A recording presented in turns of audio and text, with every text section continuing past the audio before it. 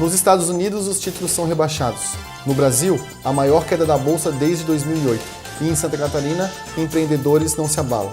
Fique aí que o programa Saber Investir está só começando.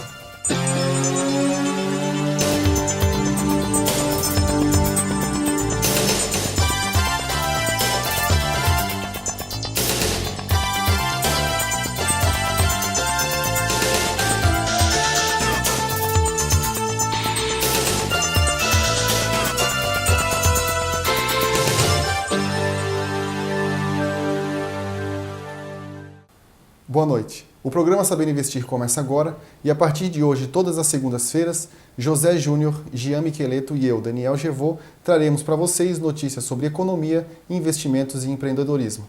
E para o nosso primeiro programa, temos como convidado Marco Aurélio Barbosa, analista-chefe da corretora Coin Valores, que vai comentar conosco o cenário macroeconômico, oportunidades de investimento e o que está de fato acontecendo com a economia global. Marcão, o rebaixamento da nota de crédito dos Estados Unidos, o que isso traz para o mercado? Bom, primeiro é um evento extraordinário. Há 5 anos atrás, 2 anos atrás, ninguém imaginaria uma situação dessa. Uma situação de rebaixamento dos títulos americanos, porque é o Porto Seguro. Que já é desde 1917 Exatamente. AAA, né? Exatamente. É o que nós chamamos de ativo livre de risco, né? Muito usado pelos analistas. Então, isso trouxe um fator novo para o mercado, algo extremamente, um componente de nervosismo extraordinário, porque se o título mais seguro do mundo não é mais o AAA, o que é seguro? Então, trouxe um componente de volatilidade extremamente elevada, que afetou os mercados de forma dramática no começo da semana. E vem na esteira de todo aquele processo que nós assistimos da votação no Congresso sobre o aumento do teto da dívida, que já desgastou demais o mercado. Que ajudou ainda mais a trazer a volatilidade. Exatamente. Marcos, mas por que só uma agência de risco rebaixou as notas e não as outras principais agências? Existe uma série de fatores técnicos que a gente realmente às vezes não tem tanta compreensão. Mas, ao lado dos fatores técnicos, tem os fatores políticos. É difícil mensurar para você aqui por que só a Standard & Poor's tomou essa atitude, já que as outras duas já manifestaram que vão manter. A gente não sabe quem está indo pelo lado técnico, se é exatamente a Standard & Poor's ou as outras duas grandes classificadoras, exatamente, classificadoras de risco.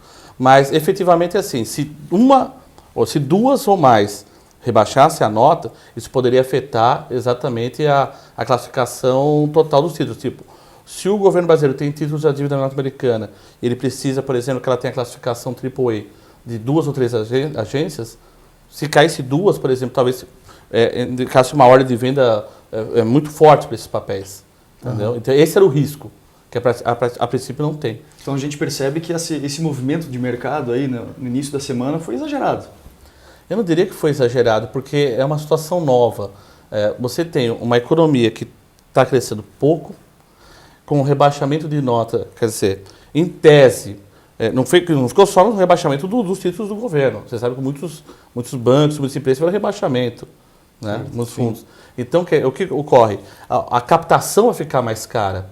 O funding vai ficar, em tese, o funding, quer dizer, as fontes de recursos para investimento vão ficar mais caras. Públicas e privadas. Exatamente. Numa economia que cresce pouco, isso representa o quê? Menor crescimento futuro. Diminui o investimento aqui, cresce menos ali na frente.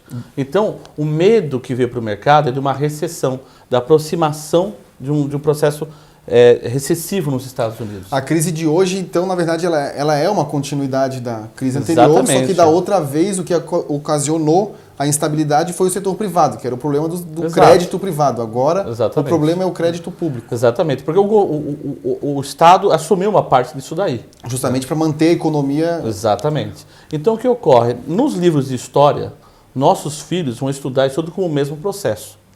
Entendeu? Daqui 15, 20 anos, 30 anos, a crise de 2008, isso aqui vai ser um desdobramento da crise de 2008. Uma crise é sempre causada pela solução que se deu para a crise anterior, né? Em tese, muitas vezes sim.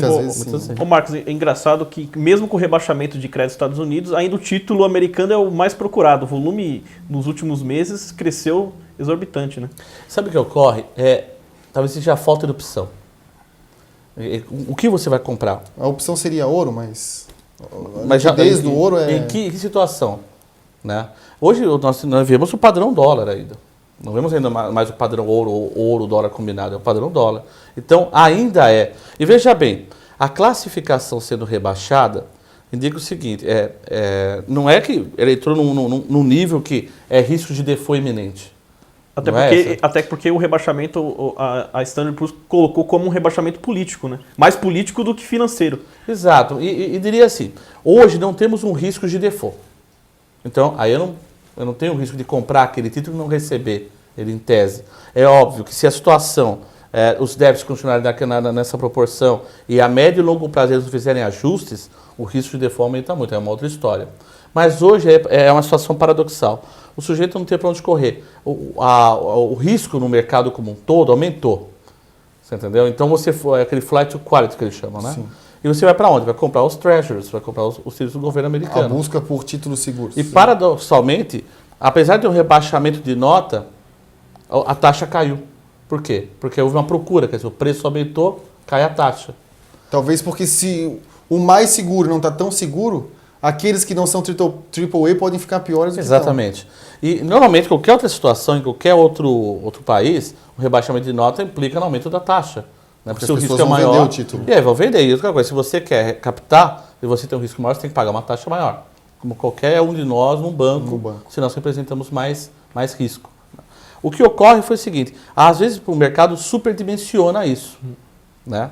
É natural do mercado gerar volatilidade, o que gera também muitas oportunidades. E o impacto para nós aqui, na verdade, na economia real, não é imediato, né? Não vai de uma hora para outra as empresas vão parar de fazer investimentos porque a taxa de juros americanas Nós temos dois impactos aí. Tem o primeiro, o mercado financeiro, ele é sensível. Ele é globalizado, ele é sensível, ele sente, aumenta a volatilidade, entendeu? E antecipa, né? Risco, ele é medroso. Exatamente. No âmbito econômico, da economia real mesmo, é bem diferente a situação. O que seria um impacto muito grande para nós seria uma curva em que você pegasse a economia americana entrando numa recessão mais severa, e a economia americana ainda é a locomotiva do mundo, é o maior mercado consumidor do mundo, e isso afetasse, em última instância, eu vou tentar simplificar, em última instância, afetar as vendas, a exportação chinesa.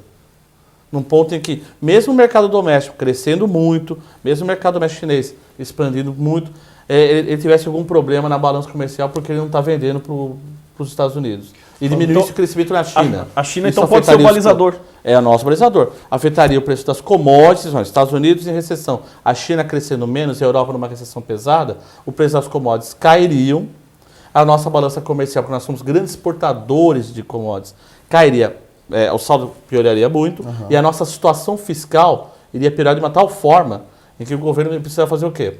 Aumentar a taxa de juros para rolar o tipo de atividade deles e engessar a atividade aqui dentro. E essa volatilidade traz muitas oportunidades de investimento. No próximo bloco, não saia daí.